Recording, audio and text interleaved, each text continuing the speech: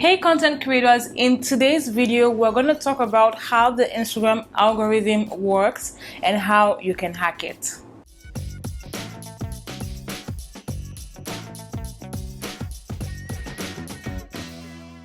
Hey guys, and welcome back to my YouTube channel. My name is Uchechi. I am a digital marketing consultant and content creator. On my YouTube channel, I share helpful resources for fellow content creators, newbie social media managers, and business owners. So if you're in any of this category and you're seeing my channel for the first time, do well to go through my other videos after watching this video. And if you like the videos and find helpful resources here, then this is the right place for you, and you want to hit the subscribe button afterwards. Now in today's video we're going to talk about how the Instagram algorithm works and how you can hack it if Instagram is the primary platform for you or for your business. Now with any social media platform, it is important to understand how the platform works, because that's the only way you can properly utilize the platform. So in Instagram's case, it is understanding how the Instagram algorithm works. Now there are a lot of conspiracy theories, there are a lot of myths, there are a lot of stories concerning the Instagram algorithm. You know, people complaining that Instagram is frustrating their efforts and all of that. And I think that most times when people make those complaints, it is because they do not properly understand how the platform works. So I'm going to explain to you how the platform works, and hopefully it helps you to have a better relationship with your Instagram platform. Now I'm going to be talking about 6 criteria or factors, and these are not arranged in any particular order. So the first thing is relationship. Now the Instagram algorithm or the platform decides to show posts to people depending on the relationship that they have with that person, right? So for the case of Instagram, what you want to do is you want to tell Instagram that you have a relationship with people, right, with your followers, so that when those people post content, then it shows up on your own feed, right? Because our feed differs and it's made up of posts depending on several things that we do on the platform. So what are the ways that you can show Instagram that you have a relationship with someone? It's by viewing their stories, it's by interacting with their stories, it's by visiting their profile, interacting with your post, you know, sending DMs, you know, all of those things trigger or tell the platform that these people are interested in each other's content, right? So if I'm going to use Laura again, as I used in the previous video, right? So I am following Laura and Laura is following me. If I want to keep seeing Laura's content, right, then I want to make sure that I'm engaging with her platform, with her content, with her posts, with her profile. What am I saying? I want to make sure I'm engaging with her profile, right? So story posts and feed posts and DMs, because that will tell Instagram that we have a relationship and that I'm interested in her content. So when Laura posts on Instagram and, you know, she follows other rules, so things like posting at the right time and other things I will talk about much later, right, I would see the post on my feed. So this is why you see that when you stop interacting with some people's profiles, right, you also stop seeing their account. I had an instance where someone sent me a DM some months ago to say, gosh, that he had been looking for my page or he had been looking for my content, and he thought I had stopped creating content because he had stopped seeing my post on his feed, and I had to explain. So that actually is what triggered this video. That's a DM that I had months ago with someone, triggered the creation of this video. So I had to explain to him that yes, I'm creating content, yes, I'm using the platform, and he's also using the platform, but he has a lot of followers, right? And so it's not possible to see posts from all his followers, especially if he's not dwelling or staying on the platform for a long time. Again, I'll go into that when I'm discussing other factors, right? And so if he wants to keep seeing my posts, then we need to keep having these DM interactions. He needs to make a conscious effort to look for my profile, right? So another thing that also indicates relationship is when you search for people's profiles, right? Because again, it's showing that you have an interest in that person's content or in that person's profile. Now the second point is interest, and interest is kind of tied to relationship, right? So the more interest you signify in certain type of content, the more you see that type of content on your profile, right? So this is important, or this is why people talk about picking a niche and sticking to a particular niche on Instagram or whatever platform you're using for content creation. Reason is, if for instance I am creating content for content creators. I'm creating content for content creators. Yes. So for instance, I create content for content creators, right? So I want to stay within a particular category. So in this instance, it's social media marketing, right? I was going to say digital marketing, but that's quite broad. So social media marketing, and if I want to niche down further, it will be content creation tips, right? So sticking to that niche would help me, because when Laura, for instance, has interactions with other content creators pages, right, or other pages that post tips on content creation, then there's a possibility that she would see my account on her explore page, or that if I run ads on my Instagram page and I pick interest areas, she is likely to see my ad on her feed or on her explore page or on her story, depending on where I have placed my ad, right? So this is why, again, our explore page differs from person to person. So when I check my explore page, for instance, the type of content I see is different from what I see on my partner's explore page, right? So when I checked his explore page, it was UFC fights, I hope that's what they are called, UFC fights, and some other type of content, because that's what he typically consumes on the platform. Mine is totally different. It was like an opposite of his, because of the type of content that I consume on Instagram, right?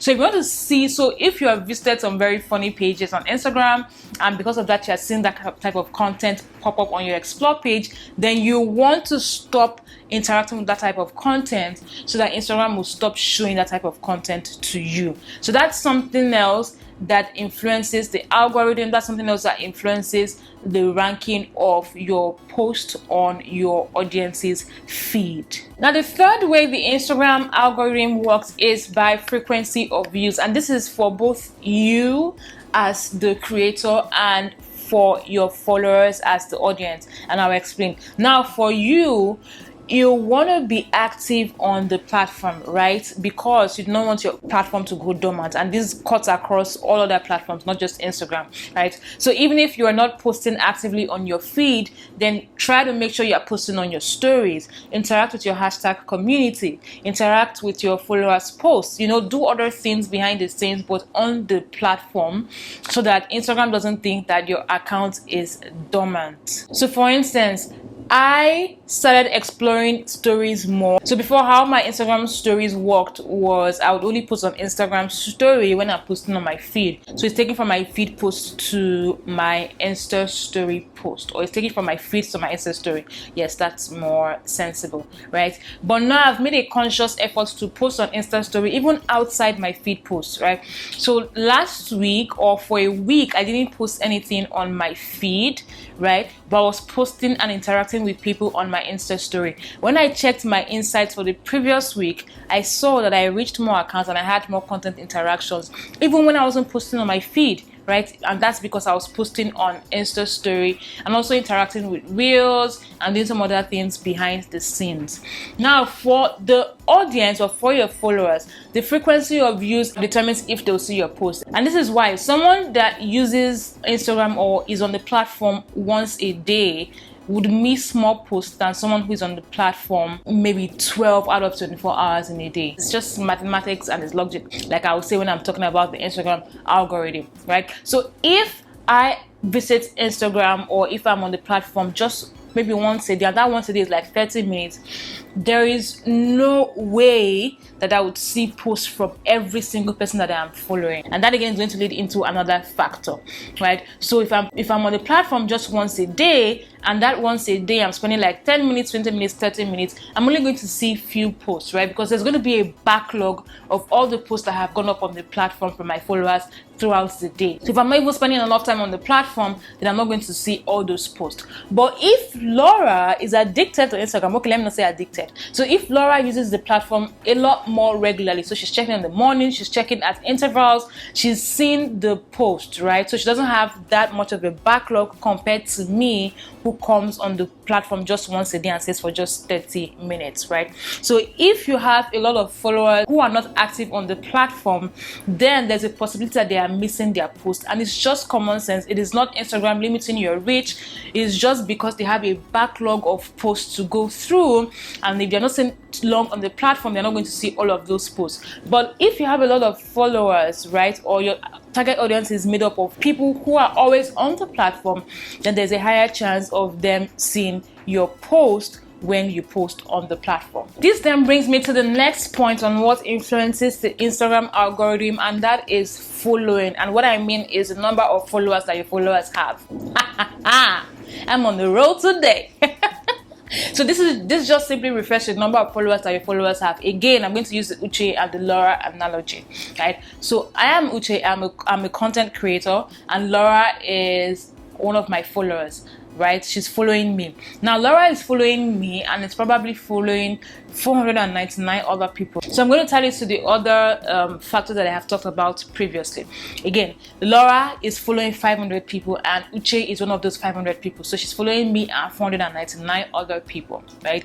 It is not possible, right? So let's assume that all 500 of us are active on the platform. So all of the 500 people that Laura is following are active on the platform, so they are posting daily on the platform.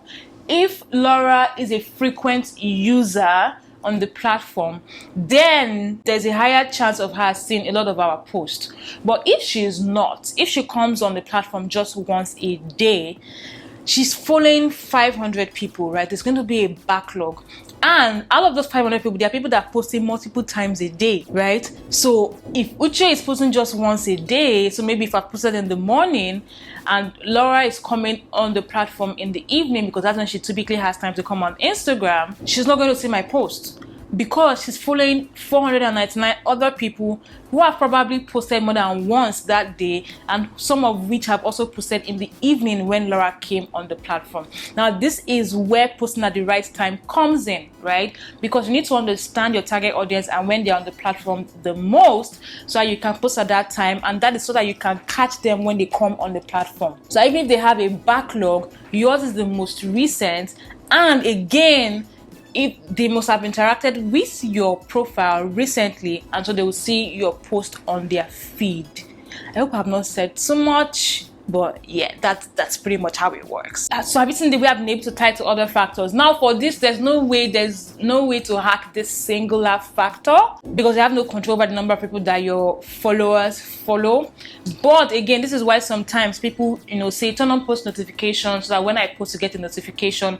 These are just different ways of trying to sift through the crowd on Instagram. Now the next thing I'm going to talk about is the time of post, and I already mentioned it briefly when I was talking about the number of followers that your followers have. I love saying that.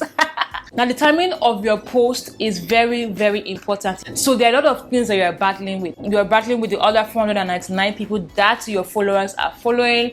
You're battling with someone who possibly doesn't come on the platform as often, and so the person has a lot of backlog to go through, right? You're battling with someone who may or may not be engaging with your platform, with your page, I keep saying platform, with your page or your profile. There are a lot of things they are battling with. So you want to make sure that you're standing out. And one of the ways you can do that is by posting at the right time. Now the right time to post differs from one account to the other, and it's typically depends on your target audience or the type of people that are following you. But the easy place to start from is your Instagram insights. So if you are using a creator or a business profile on Instagram, then you have access to insights, and you can check when your followers typically engage with your posts at different times and days of the week. So you can use that as an indication and use that to test, and then test other times and be able to determine when your audience is typically online.